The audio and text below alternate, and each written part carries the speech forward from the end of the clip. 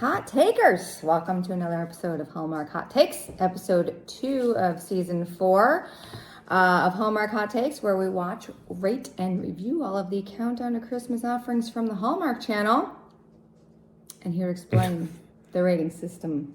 Candy cane based rating system where we award it 1 to 5 candy canes for a combined total out of 10 candy canes. And that is based on how much we liked or disliked this movie. So tonight's offering is Where Are You Christmas, starring Lyndsy, Fonseca, and Michael Rady. I've been very excited about this one because I love both of them. So let me just rapid recap this. So meet Addie, a marketing branding expert who leaves Chicago for Christmas. She's looking to go to the Maldives, or Maldives? They're not Maldives. Maldives? I don't know. But her brother calls and says he's going to propose to his girlfriend on Christmas Eve, and he would like her to be there. So she reluctantly goes home to the town of Red Lake Falls. And there she reconnects with her family, and we realize she's a little bit, not estranged from her father, but they have a little, you can tell there's some tension there.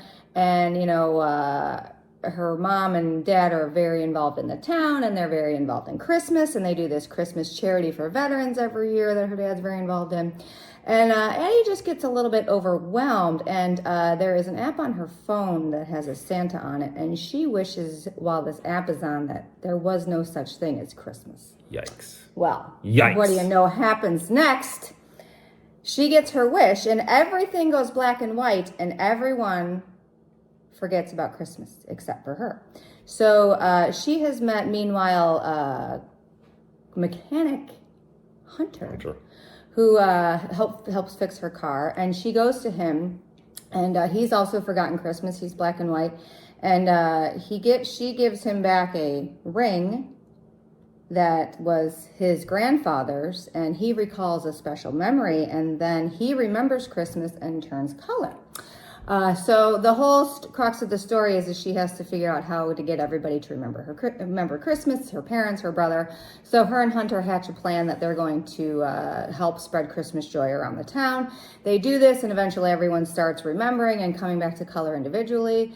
It takes a little work with her father, who, they have a couple heart-to-hearts, and he really misses her, and he feels like he's losing his daughter.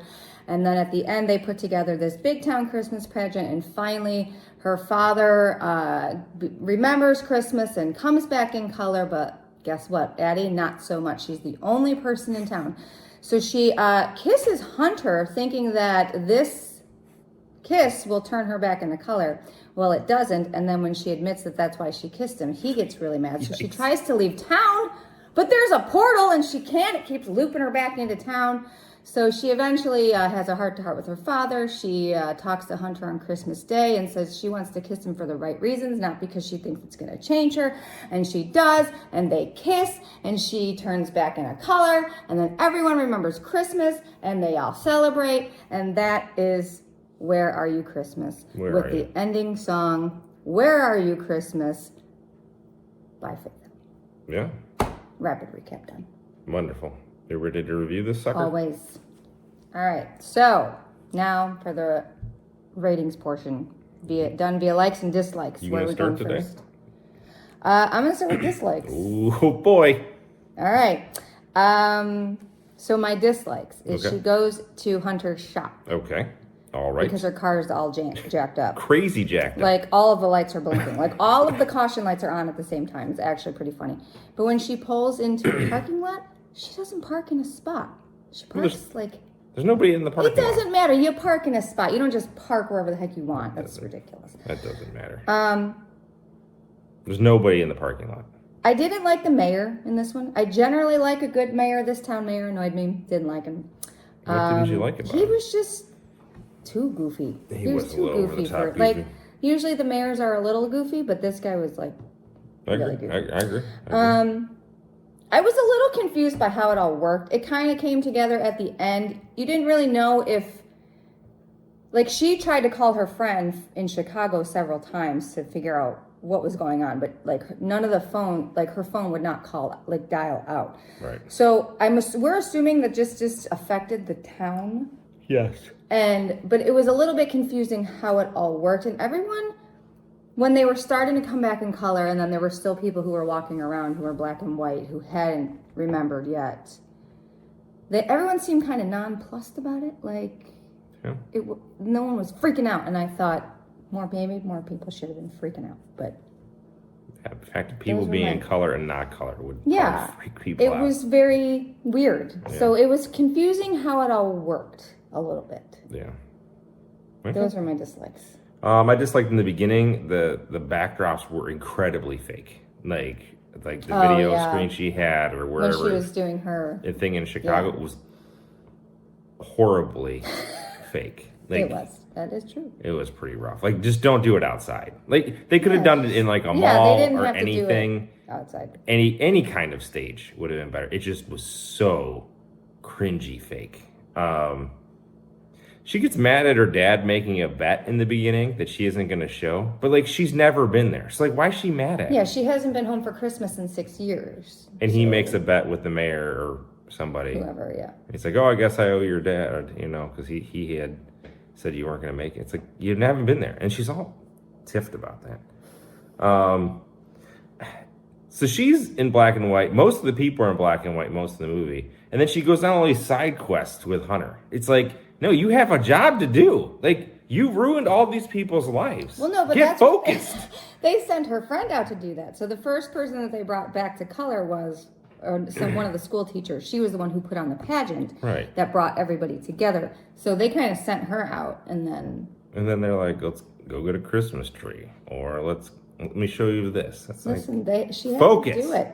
Let's make some weird. They needed a plan. Let's make some weird ornaments out of reflectors. Well, they didn't have any, because like anyone who forgot, like their Christmas ornaments didn't exist, so there was nothing. I don't know about that. Whatever, dude. What about likes? You got likes? I liked the beginning when she was with her friend Zuma in Chicago, and they ordered some little delicious-looking cocktails that I wanted one of. One was called the Jack Frost. Yes. So I did write that is also on my likes. Okay, so when everyone forgets Christmas. Yes.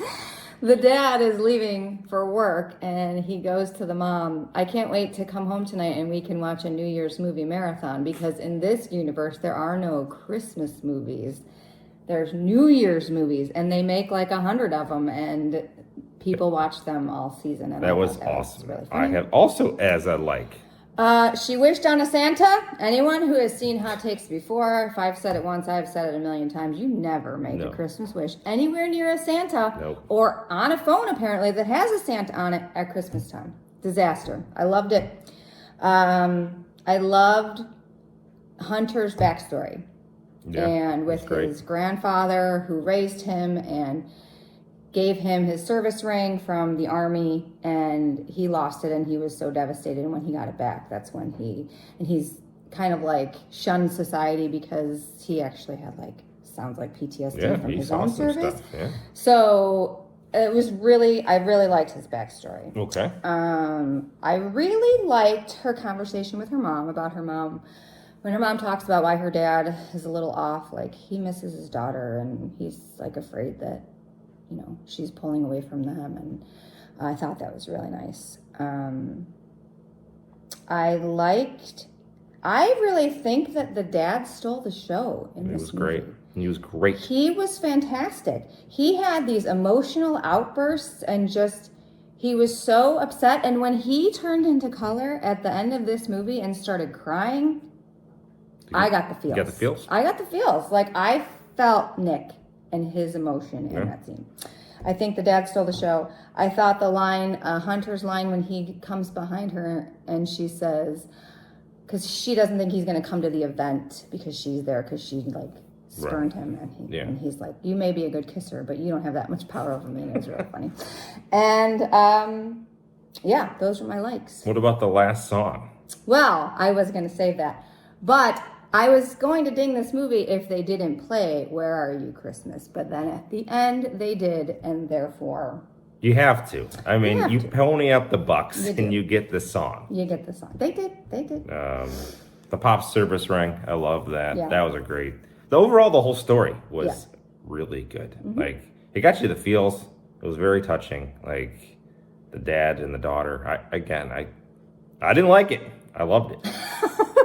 I did love how her car. She's like, I've been so busy, and then you look in it, it's like literally all the lights. Yeah, like the check engine, like all the lights. Yes. Think of your worst morning ever. You get in your car and all of your lights are on. That would be As much as you didn't like the mayor, he did say hashtag Christmasville, which was pretty awesome. And I like a good hashtag. That might go on my post. I did like the black and white effect in the movie, and then the colors for Christmas. I thought that was done very well. And at one point, Hunter calls it the Creepy Santa app, which made me laugh. It was funny. That is my likes. That's This is going well so far for this movie. Are you ready? No. Oh. I'm ready to rate. I think you should go first, though. Okay, I will rate. I went first last time. This is incredibly better than yesterday. Oh, this is a for sure bounce back. If this would have been just as bad, I would question what I do with my evenings. This movie is very good, and I still question what I do with my evenings sometimes. I liked where Christmas. The only things I didn't like were the side quests and the fake background. That fake background was killer, but it was only in the beginning For like 10 seconds. So I am. This is crazy. Oh Christ! This is crazy. What are you doing? I'm going 5 candy canes off the cliff. Off the cliff. Right now. Wow. I don't know what to do with that. Do you think it's because I'm influenced by the 1.5 from yesterday? No, I don't think so, because this is actually a really good I'm movie. going 5 candy canes. It's a good movie, and I really...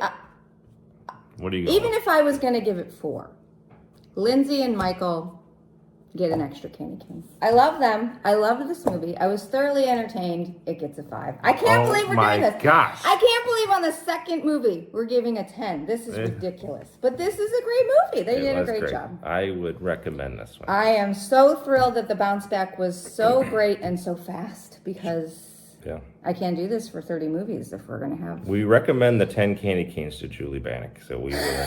She will get those. She will get this one as a recommendation. So I love it. And to all of our 50 some odd subscribers, watch this is the one to watch. It's a good one. All right, you ready to do a preview? What's up next? Preview time. So the next movie is Under the Christmas Sky, starring Ryan Pavey, who is a favorite of ours, who's been given some dogs lately. So I'm hoping that the last couple of years. So I'm hoping this one's better. And Jessica Parker Kennedy. Kat is an esteemed astrophysicist who is scheduled for her first trip into space until an accident grounds her. While she's on leave, she comes to terms with the reality that her dream of being an astronaut is over. She volunteers at the local planetarium, where by the book she works with David on an exhibit right before Christmas. Will the stars align to bring these two together at the holidays? Stars align. Get it? Yikes. Play on words. I could have done a better write-up, I feel like, but it's fine. All right. I hope it is more on the line of this last movie. Let's hope so. All right. Peace.